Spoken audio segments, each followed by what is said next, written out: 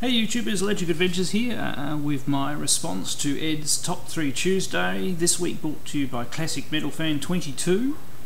And his question was, picking a system, and it'd be any sort of system, and I was actually going to pick a computer, but I really am stressed for time this week, so I've gone with a console. Pick a console and pick 3 titles that you have that you would use to show a person what that console was like, to try and get them interested in the console, and do your top 3.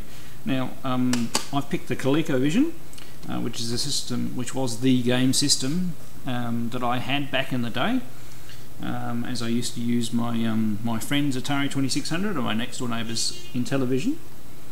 And the 3 games I've picked, I mean, the ColecoVision was a great system for arcade conversion. And some of the best ones were Centipede by Atari Soft, which actually didn't really, or not that I saw, made it to Australia. So this is a recent pickup, and ColecoVision being there's no regions, so you can get cartridges from anywhere in the world and they work in your system.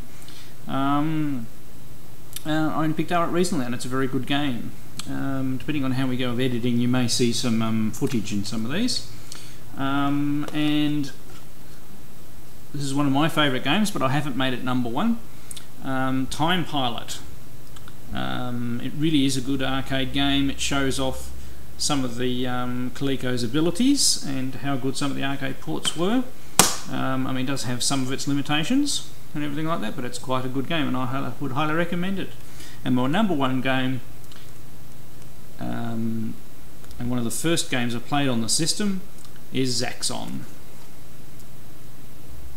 A really good example of clever conversion of a game using a system's limitations, and it makes it a very, very playable game, and you know, makes you really want to play the system. I mean, of course, the Coleco even came bundled with Donkey Kong, so I couldn't pick that. And it actually has a rather good version of Donkey Kong Jr., but I thought it was so close to Donkey Kong I couldn't pick that. Right, so that's my response for this week, and I'll hopefully catch you all next week.